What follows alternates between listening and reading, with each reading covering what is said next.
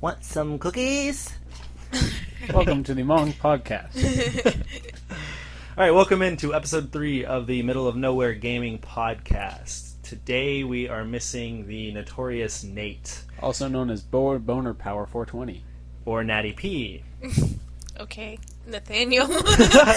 Anyways, well, we do have myself, Courtney, and we have Brendan. Hello. And Jess. Hi. Be like characteristic of me every single time. Yeah, I was going to say, you said that last week, didn't Why you? not say something awesome like boy howdy? Boy howdy. No. I'm Why not? sorry. It's That's better like, than hi. I like boy howdy. No, I like hi. Hi is some Japanese. Hi. Oh, wait, no, is that not Japanese? Let's is edit Japanese, that out. Isn't it? No, we're not editing it out. It's a No. conversational podcast. We can say what we want.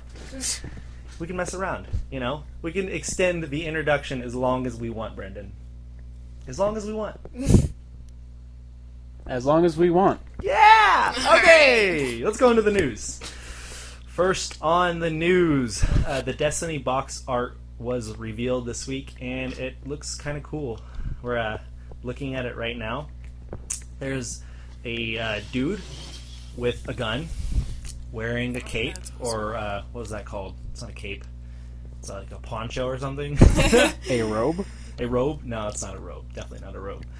Yeah, and two guys in the background, and then the traveler circle thing up in the air. So that looks pretty cool. I can't wait for that game. Are those pictures like his companions or like the other classes? They're probably the other classes. I don't know, though. I don't remember. It's been so many months since I've looked up anything on Destiny. So we would have to do that again sometime soon. I think I was spoiled because they released a lot of information early on. Oh, yeah, like right away. There was a bunch of stuff. But then again, this game has been known for a few years now, so it's kind of like, you know, we've been waiting for a few years, and then this year they're releasing all the information. But it's not till next year when the game actually comes out. Have you heard anything about the game, Jess? I remember seeing it for every YouTube commercial that I watch. Like there's like a little advertisement for every single YouTube commercial that I watched. For Destiny? Yeah. Oh, really? Yeah, the same one. I didn't see that. Was it this summer? Maybe, probably. 'Cause I saw a lot of Final Fantasy ads or whatever, but I guess their ads probably pop up for like what you typically watch or whatever. No, I remember like I Destiny ads a lot. I watch it every time. It was pretty awesome. Okay, well, anyways, next on the news is Killzone Shadowfall is rumored or speculated to be a 50 gigabyte install on your hard drive. That's freaking huge. I can't even imagine that. Like, have you guys had a game bigger than, I don't know, 5 or 6 gigabytes yet? Grand Theft Auto 5 required 8. 8? Yeah. Really? You had to have 8 gigs to even begin installing it, so... That's not too bad. Yeah. I don't think I've ever had a game that big. That's what she said. Okay, really? Let's not take it there already. There's computer games I was reading about that have like 20 gigabyte installs and stuff like that. So it's like not unheard of. And when you think of next gen consoles being semi close to computers, in the sense that they can compute as high a power, or right now Nate's not going to be happy that you said that. I don't care. But yeah, so that it's not unheard of. I expect a lot more games to have huge installs like this. Now, maybe not every one of them, but this is a first-person shooter game, and it has a 50 gigabyte hard drive. And first-person shooter games are typically like a 10-hour game. You know? Yeah. Can you imagine a full RPG? Like, say The Witcher 3, or say something like that, where it's going to be 60 hours of gameplay. Can you imagine how big that's going to be? No, that's crazy. I can't, I think it's going to be pretty awesome, though. I mean, I don't know, I have high hopes for it, so... So do I. It'll be awesome. I know nothing about that franchise. Yeah, I have you can still speak to hard drive sizes and game installs and what you think it'll be like. Well, I've never used up more than 10% of hard drive space, so it does not worry me. I delete a lot of old stuff that I don't care for anymore. I mean, you'd have to set aside a day though to install that. Well, yeah, but you can also you can play while it's installing. Oh, okay. Play while it's downloading 'Cause, like, and stuff like Grand Theft that. Auto 5, you cannot play with Yeah, it. next-gen consoles are saying that anytime you start one, you can go ahead and play like after a few minutes or whatever. So that's cool because of streaming. They could stream it to you while it's downloading. Okay. But yeah.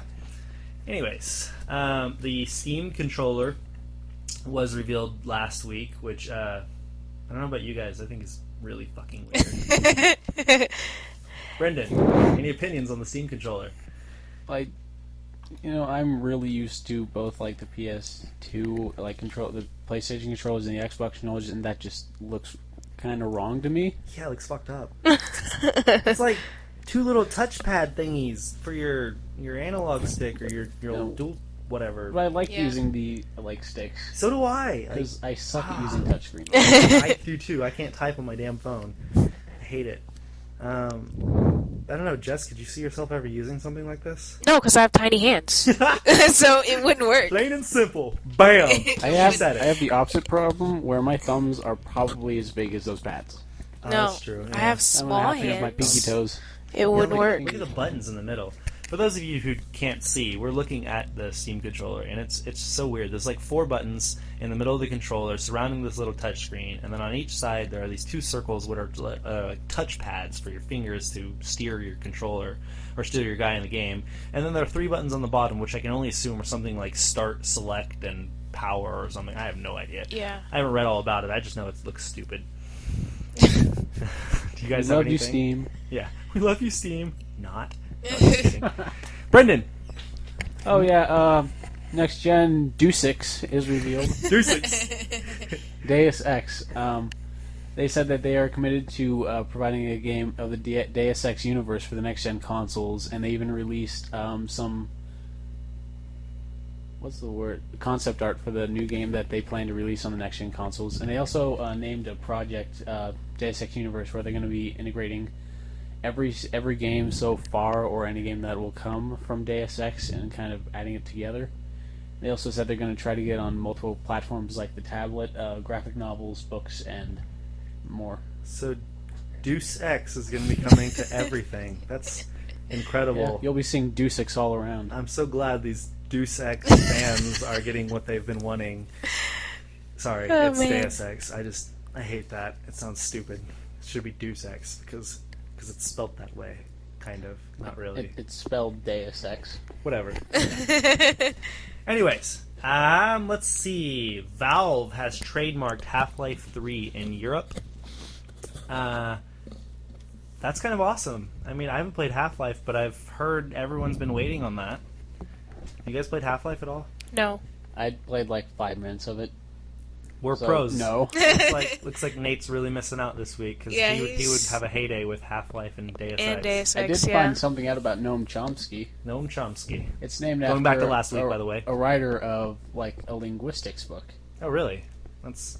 So that's kind of obscure. I'm I no don't get more why they interested would- than I was last week. Yeah, exactly. You're really interested. Yes, really, really badly, or whatever. Yeah. So there were files leaked earlier this year, which indicated that Half-Life 3 and Left 4 Dead 3 would be coming soon, and now it looks like that is right because of the trademark. We can't really say anything though, because who knows? They haven't made any official announcements. But everyone is excited on the internet. The interwebs. You know, That thing. as everyone on the internet does every day. Yeah. Stuff. Penis. All right. Well, that's it for the news. Wait. There is more news that I did not write down. The alternate Mega Evolution for Charizard was announced. Did you see that? Oh yeah. The new Mega Charizard. It's blue. Oh my Have gosh. you seen that? You guys haven't seen that? That is that going to be like Blue Eyes White Dragon? No, it's not Yu-Gi-Oh. Is that Yu-Gi-Oh? Yes. I remember Alright. from my childhood. Barely. Yeah, I don't know. He's blue and cool and stuff. Anyways, alright. So, that's the end of the news segment. We're going into our topic of the week, which this week is an interview with Steve Gaynor from the Fulbright Company. Woo! So, yeah. That's really awesome. I hope you guys, I like it. I like it. You guys should like it too. Yay! We have Steve Gaynor with us, the co-founder of the Fulbright Company. Steve, can you tell us, what you worked on? Yeah, sure. I was the writer and designer of Gone Home, that just came out last month. No, it's October now. So more than a month ago. It came out in Before August, that, right? yeah, like middle of August. I was gonna say last month, but now last month is Yeah, first day. but before that, I was a level designer for a year on BioShock Infinite. I left that project like a year and a half before it shipped, and before that, I was the lead designer and writer of the Minerva's Den DLC for BioShock 2, and I was a level designer on the main game of BioShock 2. So that's me in reverse chronological order. Before we get into, well, I want to talk about BioShock, but before we get into that, can you tell us what kind of games you played growing up? Yeah, sure. I had a Commodore 64 in my room since before I can remember, literally. So I don't remember a time when I wasn't playing video games. And my first game system was an NES, and I played. I don't know. I'm super excited about Super Mario Brothers 3, but that doesn't end up being one of the games that stuck with me the most. I was really into Double Dragon and River City Ransom and like the Teenage Mutant Ninja Turtles fighting games. And like all of those kind of brawler games are really Yeah. well. And River City Ransom was especially awesome because it had like the leveling up and all of the loot and items, and it's sort of like a light RPG. It was really ahead of its time. It was interesting. Did you like But Bad Dudes and stuff? Bad Dudes was not as good of a game. It really wasn't. But yeah, I like side-scrolling games. I liked Contra a lot, and Contra 3 on the Super Nintendo. I don't know, a bunch of stuff. But yeah, I graduated into PC gaming from playing the Maniac Mansion port on the NES, which is actually fucking rad. Like it was a good, it was a well done port. It was fully featured and had all the puzzles and everything. It was cool. But my friend next door was like, well, if you like that game, my dad has games like that on his computer. So I got into like other LucasArts games and Sierra point and click games, and then I was just kind of all in on PC gaming and What's your early favorite? 90s kind of Sorry. stuff.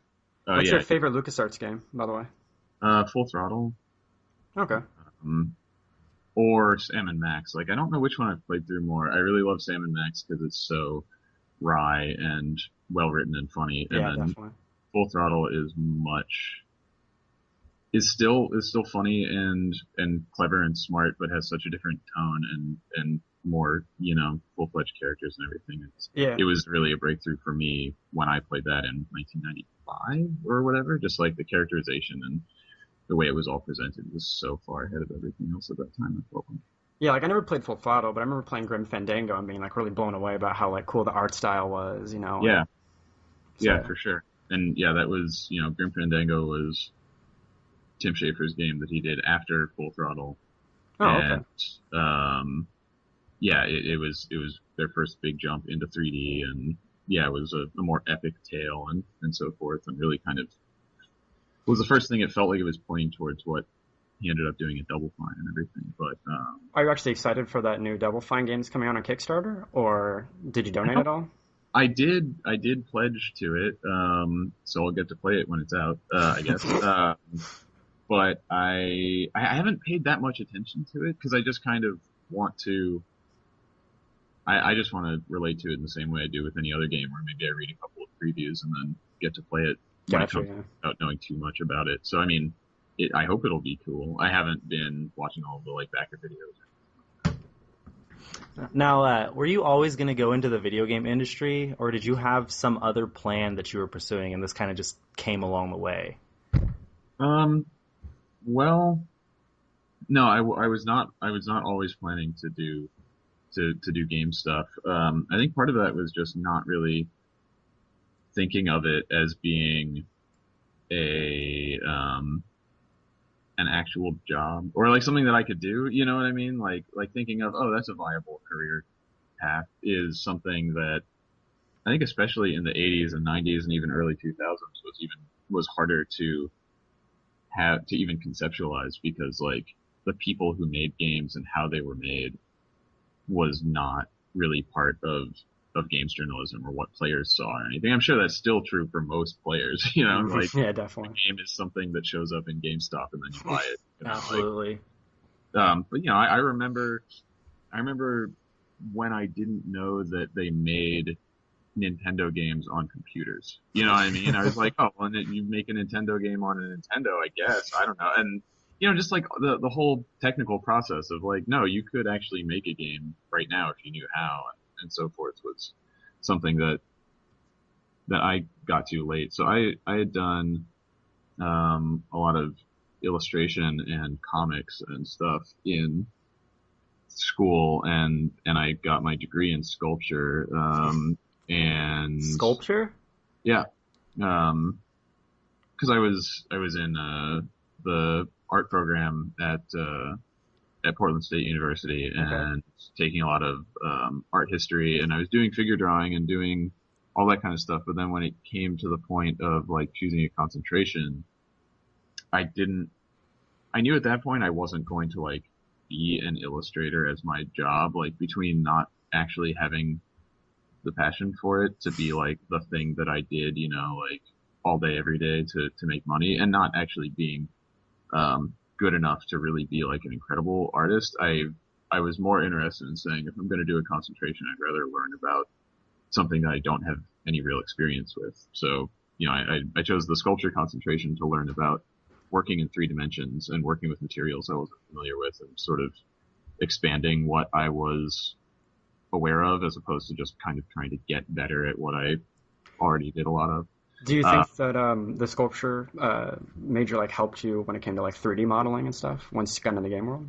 I think that that art history stuff definitely did, and I think that sculpture did as well. Just art history has a lot of architectural history in it too, and even without that, there's just a lot of stuff about composition and emphasis and balance and drawing the viewer's eye and all these kinds of visual concepts that are really just about visual communication.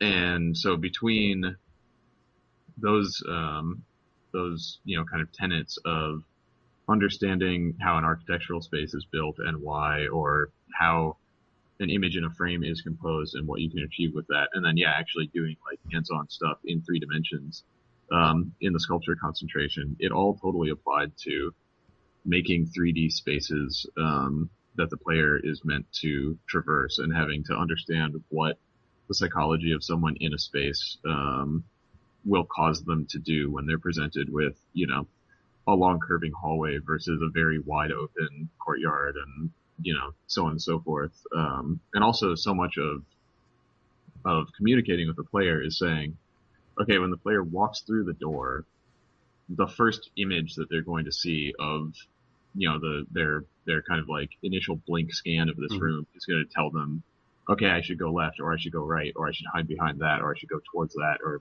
whatever.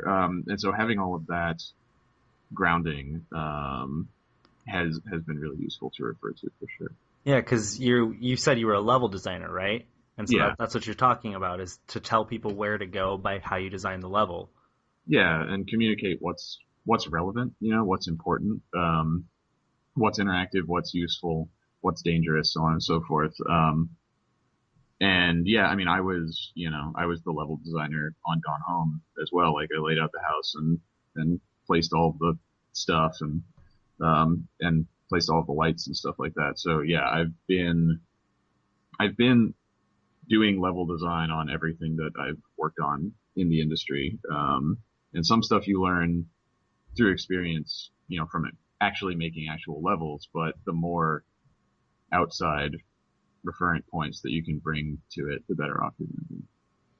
So, I mean, is there anything that you learned from BioShock, anything significant you learned from working on BioShock that you really wanted to pull into Gone Home? Like, was it just the level design? Was it how to make it scary? Because it scared the crap out of me during a few parts. So there's a lot, I think. Like, I'm incredibly grateful to have had so many years working on the BioShock franchise, and have gotten to work with the really talented people that have made those games super interesting and and compelling. And so yeah, there were a lot of lessons. I think that the most useful single experience I had was going from being a level designer on BioShock 2 to being the lead designer on Minerva's Den, because it was the first time that I had to conceptualize a story and then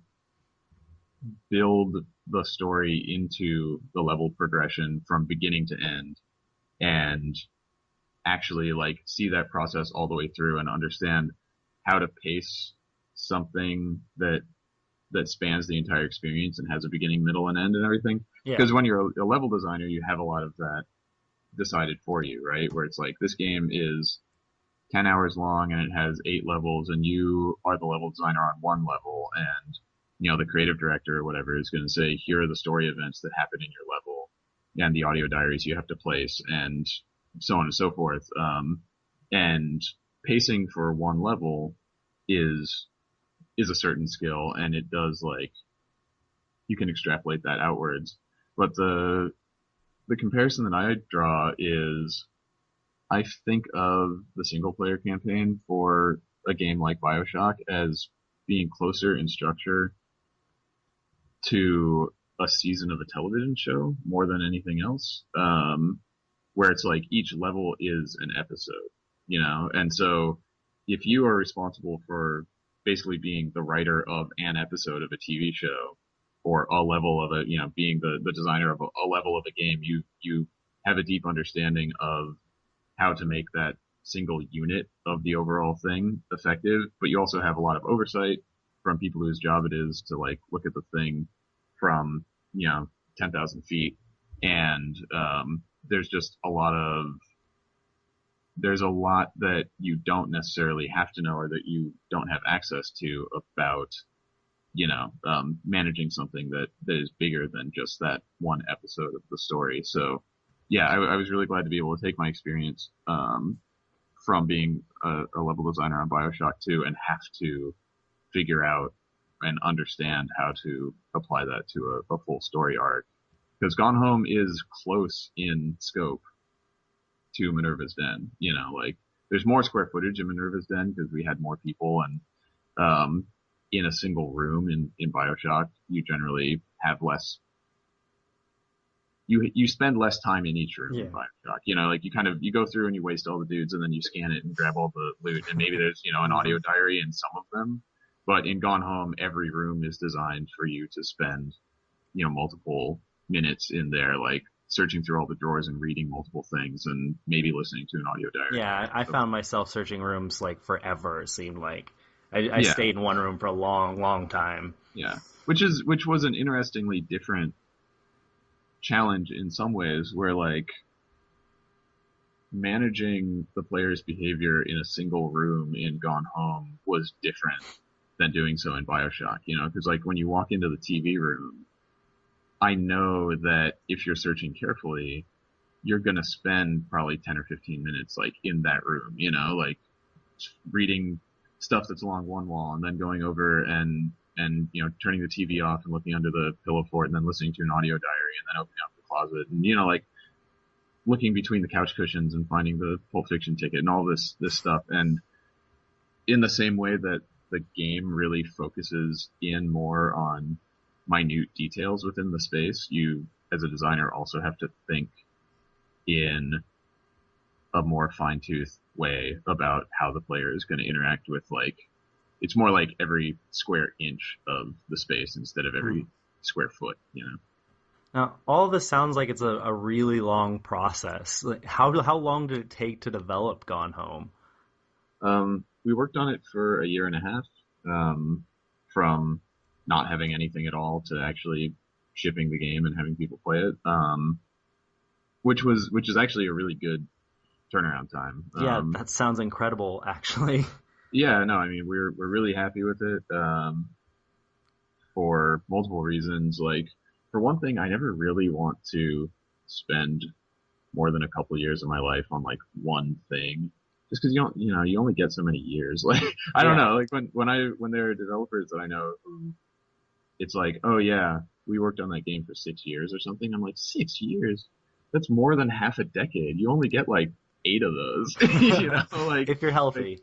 yeah, you burn more than half of one of your eight or maybe 9 decades on one thing, and it seems kind of crazy. But so yeah, I like that we made something that was small and self-contained, and that we didn't drag out forever. But also, it was a practical requirement because we were working off of our own savings, and spending our own money, and we couldn't have spent much longer making the game, or we wouldn't have been able to pay our rent. So I think that, one of the things I'm proudest of is that we scoped the game correctly. Like we designed a game that we could make in a year and a half, and then we were actually able to make it in that time, and we didn't have to like go crazy, crunching for months and months to get it done. It fit the time. But I mean, at the same time, you only have 4 people, right? Only 4 people working on this project. Yeah, 4 people full time. We had people helping us with like, my friend Chris Remo did the music for it, and we had a couple of people that helped us with QA and stuff. But yeah, like there were only 4 people that were actually, their whole job was to work on Gone Home every day. Now, did each person have their own specific job, like coding and story and things like that, or did you guys like work together on everything, or? We each had our own technical discipline, definitely, right? Like I was the writer and designer, and Jonaman was the programmer, so he programmed everything, and Carla did the 2D art, so all of the notes and forms and ticket stubs and all that kind of stuff came from Carla, and then Kate did all of our 3D art, so the architecture and the objects that you find in the house and the furniture. So those were very clearly delineated responsibilities. But then there was a lot of overlap where like, Carla and I would always talk out story ideas before I actually got to the point of like writing, the dialogue or the text of the note or whatever. And, Jonaman and I worked together on the design of systems, because I would be like, I think this is the kind of system I want. And then we would figure out how exactly to make it work. And then he would implement it. And that was a collaborative process. And yeah, everybody had input on the content that I was putting on screen, because like we are the first line of defense of like who's going to play the game. So, I would set up a room and put stuff in it and write some stuff, and everybody else would play it. And, any feedback that they had was part of the process of, the first version of someone other than me playing the thing and telling me whether it actually works or makes sense or whatever. So, we all had input on how the overall, game was coming together, but moment to moment, we definitely each had our own specific set of responsibilities. So where did like the idea for Gone Home come from then? Like, was the story just kind of collaborative over time, or like was it something that one person came up with and then just everyone rolled with it? Well, so the idea for the game came from a lot of practical constraints. Like I had left Irrational after I worked there for a year, and I decided to move back to Portland, Oregon, because my wife and I had lived here before I even started in the games industry, and she's from here, and we knew that we wanted to end up back here, so we just decided we're just going to go back to Portland and we'll figure it out. And there's not an established games industry here. I couldn't just apply for a level design job, in Portland. So yeah. At that point, it was like I did have interest in doing another project that was more like Minerva's Den, that was like smaller and that had fewer people working on it, that everybody on the team could be like equally invested in. And so, I started talking to Jonaman and Carla, who were still working at 2K Marin, where I had, done the BioShock 2 stuff, and we had all worked together on that, and asked them, if I was going to start a thing in Portland, would you guys want to work on it with me? And, luckily they were both up for it, and they moved up here. And, it was at that point we started talking about what can we actually make and what do we want to make and what could we do a good job at, So all of our experience was in these immersive first-person games that are about like exploring an interior space and discovering the story in it. and then also a bunch of other stuff, like action and shooting and loot and leveling up and so on and so forth. Game stuff.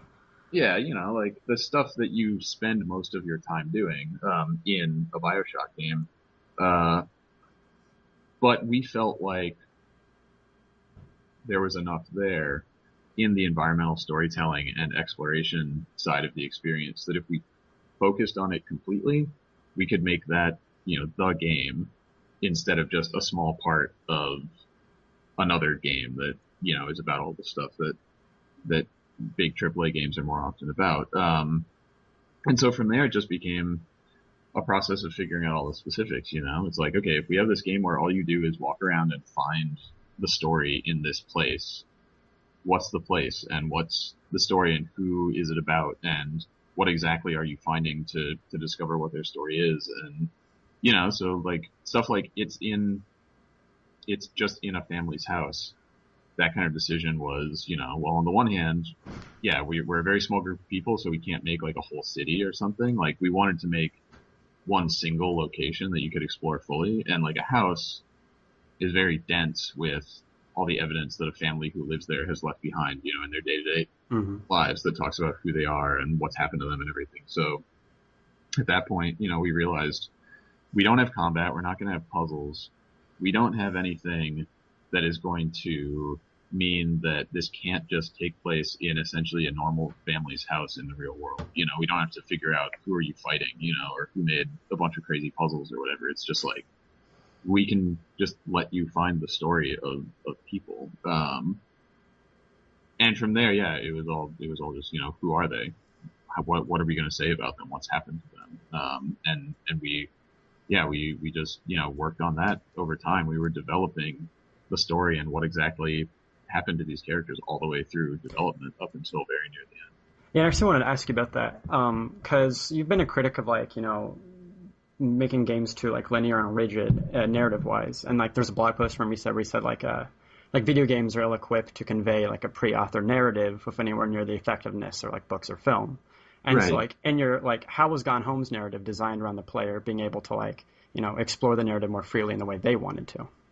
Yeah, I think that what you point out is totally astute in that effectively in Gone Home, you're still discovering a totally linear narrative, right? Like the information you're uncovering is a chronological set of events that you're reconstructing. But what we wanted to do was allow the player to discover that information in a way that was totally player driven and that was not defined in a moment to moment way by what we, the developers, wanted them to see in exactly what order, in exactly what way, from exactly what angle, etc. Right? Like, even though you do end up basically reconstructing a linear narrative by exploring the house, we wanted the act of exploring the house to be totally under your control, and for us never to, hit the pause button and show you a cutscene or force you to go into the living room before you go into the library or, whatever. So that was kind of the gambit we took, was saying, okay, we're not going to do like a crazy dynamic narrative where the choices you make determine what the outcome is going to be or anything. Like the strength, I think, of games like System Shock and BioShock is that the story that you're discovering all happened in the past tense. And so you're being an active observer, but not an active participant. Which, allows us as the developers to author content that we believe will be very effective, but also to be totally hands off from how the player experiences it. Actually, about that active observer thing, I wanted to ask you a question. A lot of people have really said that Gone Home's like this kind of like voyeurist kind of like thing, like you're kind of like watching over the family, but you're not like really participating in it. So how do you feel like that affected people's emotional reactions to the story? Because, they're not really like actively participating in it as much, but people still definitely felt like strong emotional reactions to the game. Yeah, I think that, I think one thing that being an observer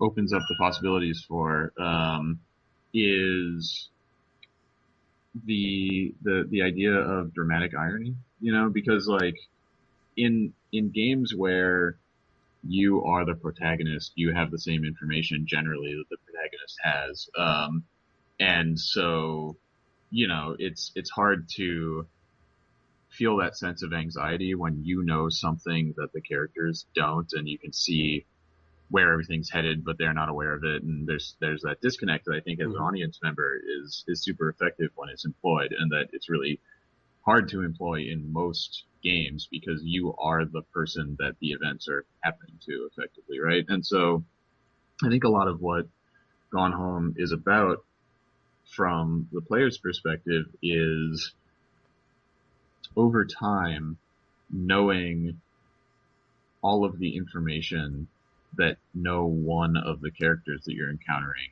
had, so it's like I think that there's a lot of interesting tension between you as the player knowing this, that, and the other thing about mom that dad doesn't know.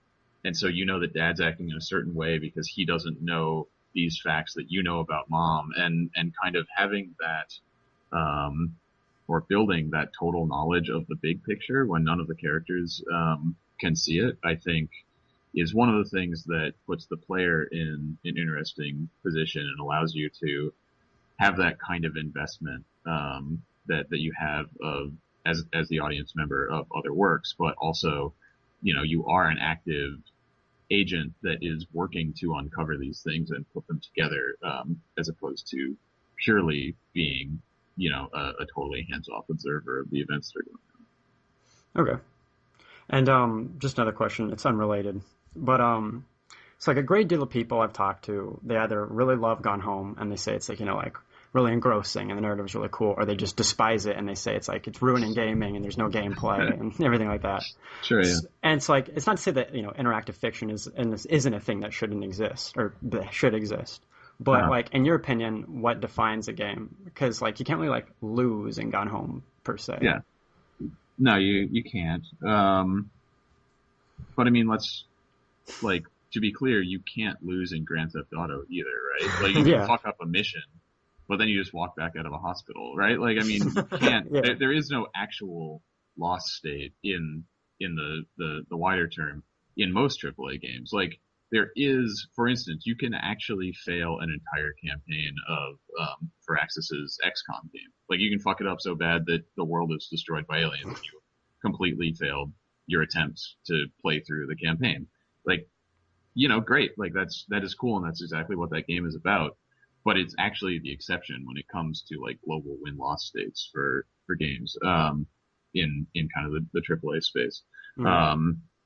I mean, it's different when you talk about like multiplayer. Like, obviously you lose a match of a multiplayer game and stuff. But for me, like games have grown to encompass such a spectrum of interactive experience that really it's not super important to me, like what the actual definition is, like if you interact with something that has been built to be interacted with for entertainment on a screen, that's like, and you feel like it's a video game, then I guess it is. And if you feel like it's not, then like, that's fine.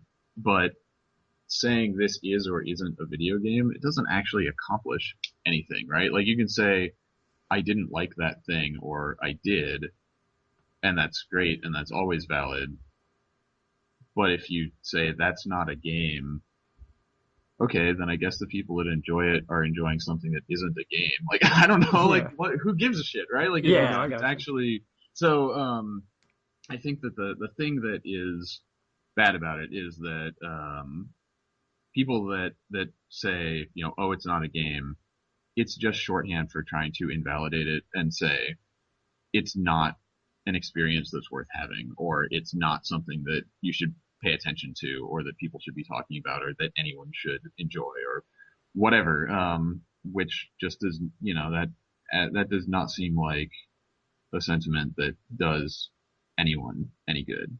Like I don't get invested personally in like Twine games where there really isn't hardly any player choice, and it is mostly just advancing through content, just because it doesn't engage me deeply. But that doesn't mean that I would try and tell somebody else that the experience they have with it isn't valid and that it's not a real thing and that the thing they like, isn't worth liking. Because it's just like, I don't know, what are you accomplishing by doing that?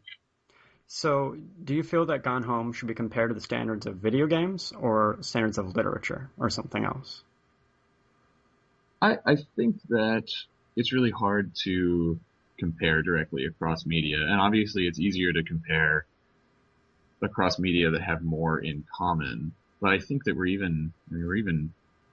I think that culturally we're not even at a point, I don't know if we ever were, where someone would say, I mean, okay, so people will say the movie adaptation was not as good as the book or whatever, right? Like if it was a direct adaptation of something. But if you try to directly compare, I don't know, like Apocalypse Now to Blood Meridian or something, it's like, well, they're just not the same thing. I don't know. They're both good. they're different kinds of things. Like if you want to rank them, like it's going to be pretty hard. But that said, I don't know. I'm glad that we have definitely had some comments from people that are like, oh, Gone Home feels like a cross between a game and a book, or playing it feels like having read a good book, or it feels like so both. something. Yeah, I think that there was a tweet that was I think I remember it verbatim. That was, I finished Gone Home and I feel like I finished Gone Home and I don't know whether I just played a video game, watched a movie, or read a book, and I love it. Yeah, exactly. It's like, I don't know, sure, if that's how you feel, that's fucking great. I hope that at the end of the day, you feel like you've actually done interactions and played a thing and like been involved with interacting with a thing that was worth spending time with, and you've discovered a story with characters in it that you actually cared about and felt like were worth spending your time on. And whatever comparisons that draws, I think is fine with me. So like once you had the story in mind, was the ending always set, or was there ever, another ending? Did you play around with that for a while? Was it always going to be, the same thing? No, we didn't know exactly what the ending was going to be until like 2 weeks before we went to record the last session of voice recording. It was something that I started, working on the game before we knew what the ending was going to be at all. Like we knew that it was going to have certain properties, right? Like the ending had to answer specific questions. Like the ending had to answer, where did everyone go? Like that was the real thing, because we knew there were never going to be any people in the game, and the game starts with the question of where is everybody, basically. So it had to answer that question in a satisfying way. But it went through,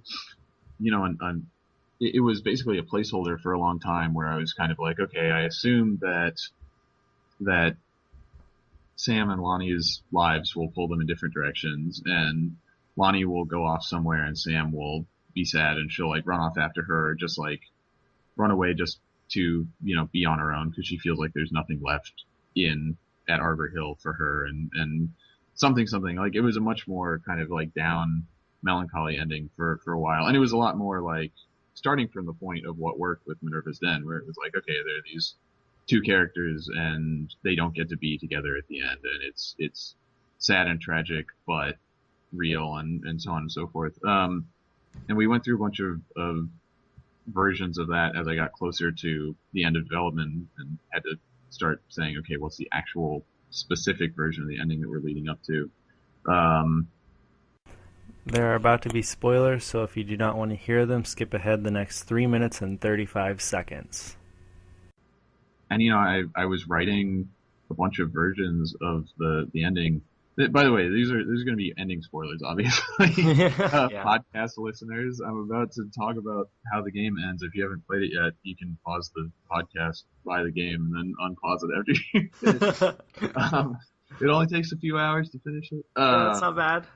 But yeah, and so I was writing these versions of the ending where Sam and Lonnie don't get to be together for whatever reasons, like Lonnie gets sent away, or Lonnie decides to go off with her band, or and so on. I just didn't like it. Like, it didn't seem satisfying. And I, as someone who liked these characters, just didn't enjoy. It just wasn't. I don't know. It just didn't feel right to be like, okay, you both have to be sad at the end, so go. So then it became much more about how is the actual conflict of the game about them overcoming obstacles to be together in a way that you don't expect them to be at the end, and for that to be surprising and inspiring and interesting. And so that began like a fairly long process of what is the stuff that's keeping them apart, and why did they assume they're not going to get to be together at the end? And then there's a surprising, event that brings them together against the odds. And it was late in development that Carla suggested that Lonnie is an army brat, and that she has signed up for an enlistment date, and that she's planning to go off and join the army, and has been planning to join the army ever since she was 12 or something. And that Sam has this summer college thing, so it's like their paths are basically diverging in life, and neither of them want to not be together. And when they kind of have to face it at the end, they make one big huge decision to give it a shot and stay together despite all the other expectations people have for them and so forth. But yeah, it was a long and drawn out process of ending up there, but I think we're all really happy that we ended up with a relatively happy ending, or at least sort of a hopeful, positive, romantic ending, as opposed to something that was a real downer, Yeah, there for a while, I wasn't sure what was going to happen. I was getting scared there. I was like, oh no, is this going to be sad? Well, and we never had an ending where it was like, okay, everybody's dead at the end or something. Well, I mean, I guess very, very early on, I was like, flirted with it.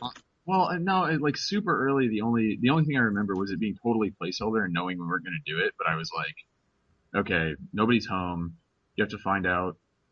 The ending has to tell you why nobody's home. And I was like, maybe mom and dad like died in a car crash or something. I don't know. Like, and it was just sort of there, sitting there for a really long time, because it's like you can put something in that headspace of like, something means that mom and dad aren't in the house. It's something like this. I'll figure that out later. But when it, when we were coming back to figuring out where everything was headed, we were never like, it was never like a suicide ending or anything like that. Yeah. But it was not what it ended up being for a long time. All right. Well, can you tell the people listening where they can find your game? Yeah. You can go to gonehomegame.com, or you can search for Gone Home on Steam or the Mac App Store. And it's downloadable. It's DRM free on our website, or then available to those other services. And it's totally badass, so everyone needs to do that. So, just saying, totally badass is probably the most appropriate description. Let's say it's the sequel is going to be bigger, better, and more badass as well. That's just a heads up.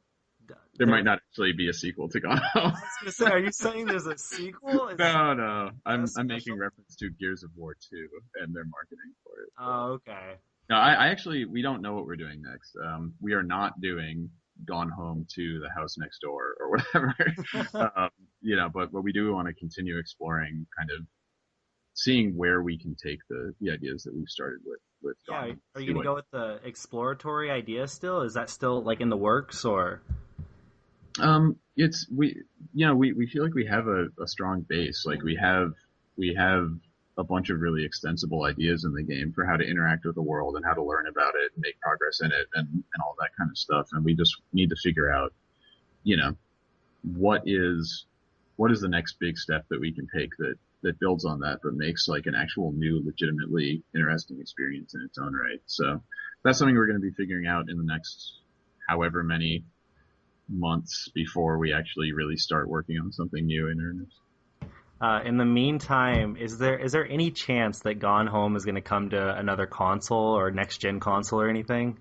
We're not entirely sure. I mean, we are looking at PlayStation 4 just like in theory, but we use the Unity engine, and the Unity engine is not compatible with PS4 yet. So, it's one of those wait and see kind of things where it's like we'd love to get the game in front of more players, and we designed it to be playable with a gamepad, like from the couch and so forth, just as far as the text size and all the inputs and stuff. But we do not have any concrete plans for other platforms yet. But you mentioned the PlayStation 4 and not the Xbox One. Is there a reason for that? I mean, it still seems like the PS4 has many fewer barriers to entry to get onto it for an indie developer compared to the Xbox One. And maybe that'll change. But I mean, we've talked to Sony a little bit, and it seems very low overhead to be on PlayStation, and maybe that will end up being true of the Xbox One as well. But it seems like the accessibility for developers, at least at this point, appears to be higher for PS4. And I know that, I don't know, it seems like people are a little more interested in the PlayStation this time around. But who knows how they'll all shake out once the hardware is actually on the market and people are spending money on them. Yeah, only time will tell. But I agree with you right now. It definitely looks that way. Yeah, we're not in any huge rush, so we can see how it goes and plan it. How do you feel that about the Steam Machine thing that was announced last week? I don't know. I think it could be cool. If as a gamer it essentially allowed me to go online and be like, just like kind of have a one-click guaranteed stable and high-powered gaming machine that I could just be satisfied that if I buy a Steam machine, I'll be able to play everything that comes out for the next few years, and it'll be cool and so forth. Like, that's fairly attractive. Like, if it was a year or two from now and I was thinking of upgrading my machine and Valve had basically built an affordable computer that I could just mail order, like, I don't know, sounds cool. I think having like a dedicated Steam OS is interesting. Though I still really value just the universality of Windows, how everything's compatible with it, and I can just have, all of my programs and web browser and everything else running and have a PC game running and alt tab away from it to send an email or whatever. And I don't know, I guess maybe SteamOS will be able to do that too. I don't really have enough information on it yet. I guess I'm not 100% sure what the target market is or if I am it. But it seems cool, at least. I think that having more centralized resources for PC gamers to have kind of known hardware to work with and some level of like voluntary standardization on the PC platform, would not be a bad thing, especially since it seems like for the most part adopting that kind of standardization would mostly be due to a critical mass of people thinking that like the hardware and the service is actually good, as opposed to like with an Xbox, you have no choice. If you want an Xbox, you're buying this Xbox, but if you're a PC gamer, you can buy that Steam box with SteamOS if it actually turns out to be something that seems worth it. So if they do a good enough job and it takes off, I think that could be really cool. And it's definitely a cool idea. Well, thank you, Steve. This is awesome. Yeah. You are our official first ever guest, which is a very special thing. You should cherish this as well as we will. So if I say this and then I'm wrong and I embarrass myself, then shame on me. You guys are the guys that are based in Lawrence, right? Yes, absolutely. Yeah. So you're at KU. Yep. I was telling you guys in email, my dad went to KU and my parents met in Lawrence, and I was actually born in Kansas City. So I have a family history with KU. So thanks for having me on the podcast. It's cool. That is so awesome. Like I had no idea until you mentioned that in the email. I was like, oh my god, there's a connection there. Yeah, no, it's weird. So I'm happy to do it. I'm glad we got to chat. Yeah, small world. Anyways, Thank you so much again. This is really awesome. I can't wait until your next game after playing the first one, whatever that may be. I'm so looking forward to it. Yeah, well, thanks very much, and thanks for playing Gone Home, and good luck with the rest of your podcast run after. Here's to interview subject number 2.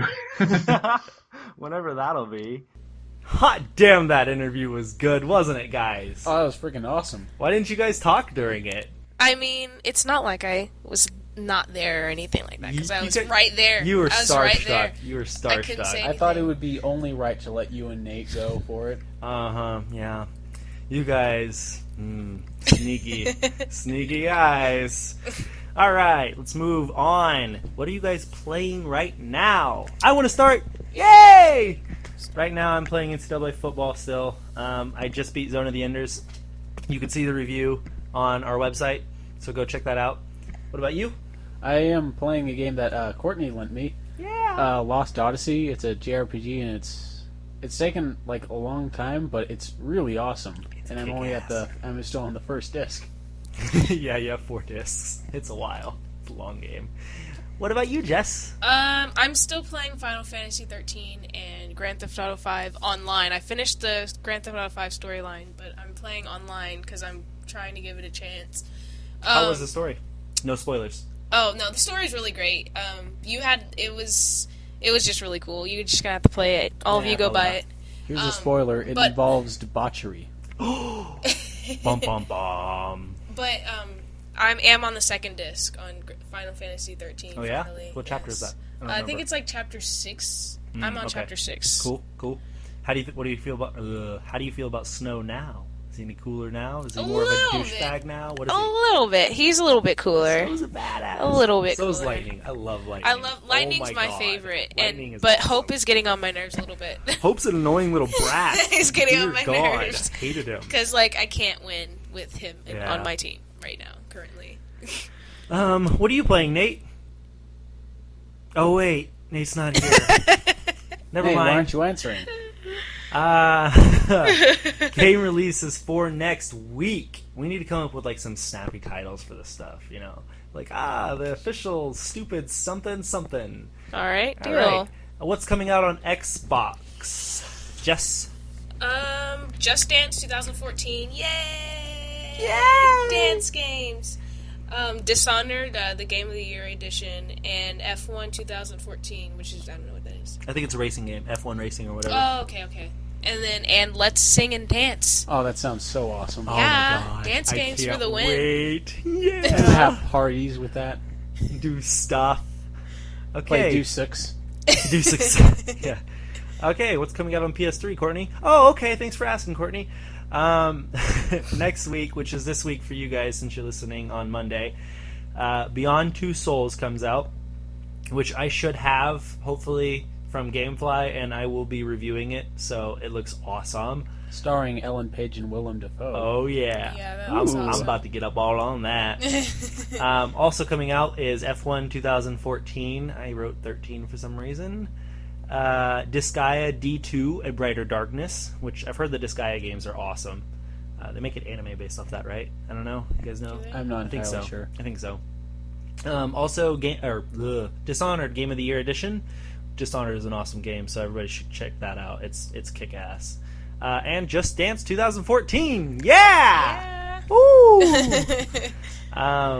Hey Nate, what's coming out on PC?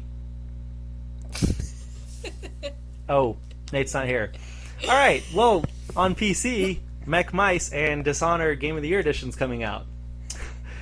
Brendan, what's coming out on all the other devices? For Wii U, Just Dance 2014. Yeah! And for the Nintendo 3DS, Pokemon X and Y. Fuck yeah! I want that game. I need to get a 3DS for it though. I want it so hard. I don't have one. I know. I'm about to break down to buy one. Are you going to buy a Wii U too? Yeah, probably. Not Soon. No, I probably will sooner or later. Probably more later than soon, but whatever. Like the 5 games.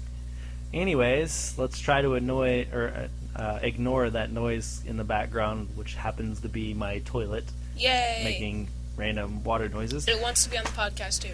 All right, and that is it for episode 3. Let's do some housekeeping. We record every Thursday or Friday, and you can listen to us every Monday morning when we release the new episodes. You could find us on iTunes now, so be sure to go and subscribe to us and rate us because, you know, we want the ratings. We want to be badass. We always ask for suggestions on any segments or topics you would like us to do. Jess, where can they find us? You can find us on Facebook by searching for MONG in all caps, or I guess you can search it in lowercase, but all caps is always better. And then on Twitter, our Twitter handle is MONG Podcast. No spaces or underscores, just MONG Podcast. Should we also plug the website? Yeah, that's what's going on, Brendan. You should check out the website. I'm sorry. You can check out the website and read all of our blogs and stories and things like that. And it's www.middleofnowheregaming.com, where actually just this week Brendan released a blog. What was it about? It was a review on Fable 2. And without spoiling what the review said, was it good? Was it bad? It was very satisfactory. Very satisfactory. Very That's satisfactory. good. That's good. My recent blog that just went up today, which will be last Thursday for you guys, was Zone of the Enders review. So go check that out. It's a good game. I liked it. You could find us all on Twitter. You could find me at Osborne_2009. You could find Jess at Just Jayhawk. find Brendan at Brendan Jester. and you can find Natty P at BonerPower420 with underscores. Boner_power_420. Yeah, because that's awesome. Okay. And you could also find us all on Facebook by looking up our names. If you want to find us, message us and say Mong, and we'll add you. Anyways, thank you guys for listening, and we will talk to you guys all again next week. Yay. Bye. Bye.